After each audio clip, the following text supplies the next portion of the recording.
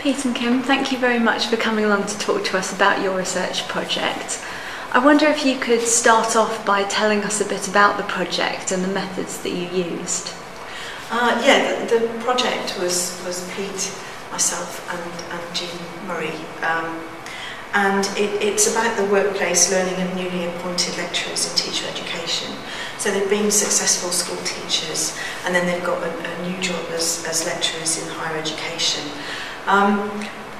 It's actually a challenging transition for them, and we were interested in how they would reconstruct their pedagogy, their approach to teaching, and their identity, and we wanted to improve the academic induction for them when they entered higher education. Yeah, so we were interested in their workplace learning, these characters. They were expert school teachers. Many of them, they're getting on a bit, they've got a few years behind them, and then they're suddenly supposed to be an academic.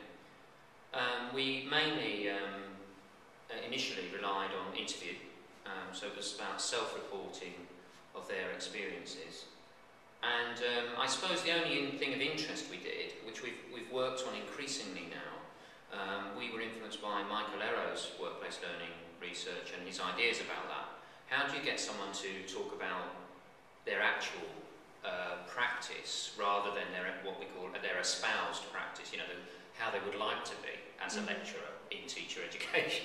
So at first we just did things like ask them about specific things, so that if we were asking you about your teaching, we would ask you about a session that you had taught this week.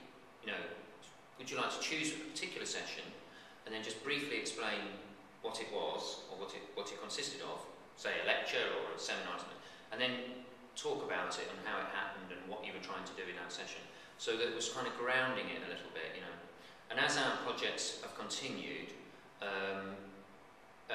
what we've done is moved even more in that direction. So in a recent series of interviews, people brought a CV, curriculum vitae of their choice, and they just brought it.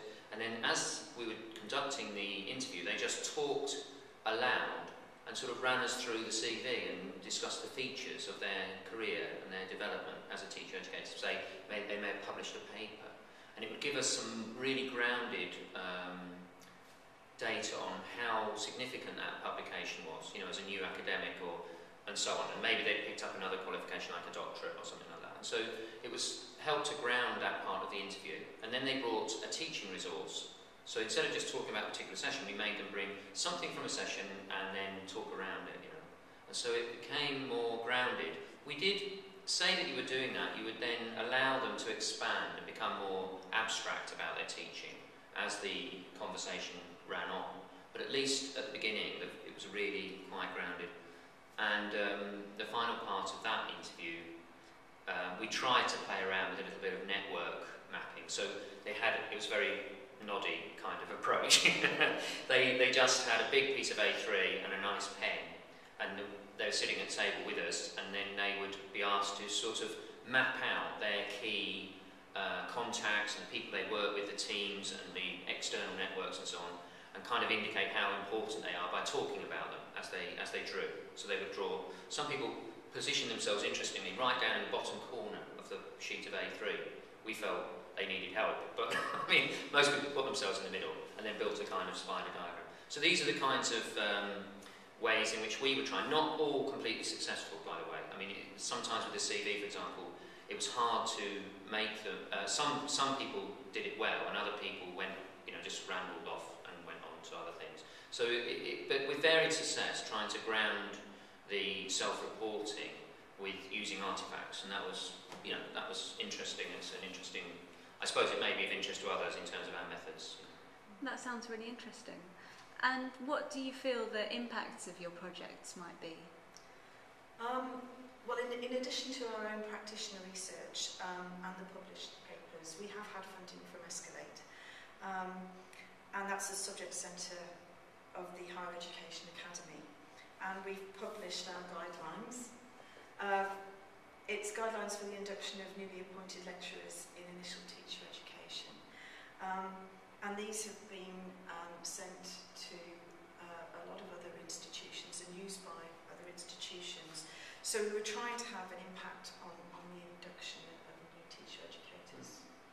Yeah, positive impact, hopefully. I suppose the idea, the idea of this was supposed to be a very short, concise summary of the research findings from several projects. And Jean had done a lot more research than we had, but we came together and worked together. And of course, with three of us writing it, it did expand a little bit, you know, it ended up a bit longer than we had hoped. But it has been very well received. And so in a way, I think that one of the things that we've learned from that is that when you're doing your research, you could think, who's interested in my research, and how will they access, you know, information about my research? And obviously, you can get published and in a prestigious journal, but on the other hand, that's going to take quite a bit of time, and there may be a limited audience for that journal. So you might think, well, how else can I do it? And many people have a project website, or use little flyers, or even postcards I've seen, you know, to draw people's attention to the website, sort of thing.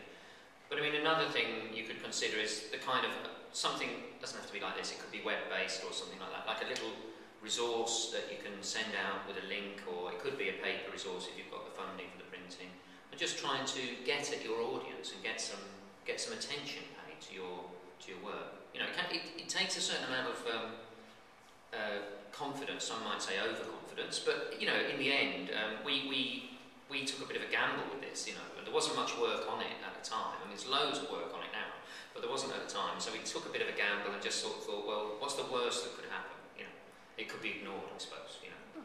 And you're the recipients of the BERA Awards for Research in Education, so it's obviously been very successful. Do you have any other advice for researchers who might be embarking upon a similar project? Well, I think the hard thing is in your budget, if you have got some funding, is leaving enough of it to make sure that you've got time to do this kind of thing, you know, so that you don't. I mean, we're at the BERA conference now, and I think it was, is it Ben Levin, in his talk about the use of research, this was educational research, said, you know, why leave 5% for dissemination? Why not 30% of your budget for dissemination? And I just think even if you're just struggling, you know, with a limited amount of funds, it is worth thinking about the effort and time you're going to put into dissemination. You can come out with a great big research report, you know, and post it on the web or whatever, and get it even published, but it's how many people are going to interact with that and how much attention that's going to get. And that's a big message. We did disseminate this though through a series of workshops.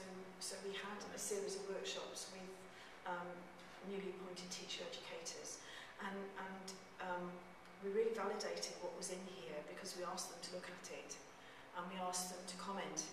And actually, it was a collaborative effort because everybody who did collaborate and comment is mentioned actually on this page here. So it was a big collaboration. It took quite a bit of time and effort. I mean, we had, this was aimed at departments of a particular subject, teacher education. I think we had half a dozen deans who read inked the draft, you know, and took the time, and we credited them here, but they took the time, they were ever so kind, and in the end we kind of ended up in a kind of dialogue with the sector, so it was, you know, that worked. I know people will be doing all different kinds of research, but even so, it may be that similar ideas could come from that. Well, that's great, and congratulations again on winning the BERA and SAGE Awards, and thank you very much for taking the time to talk to us today. Thank you.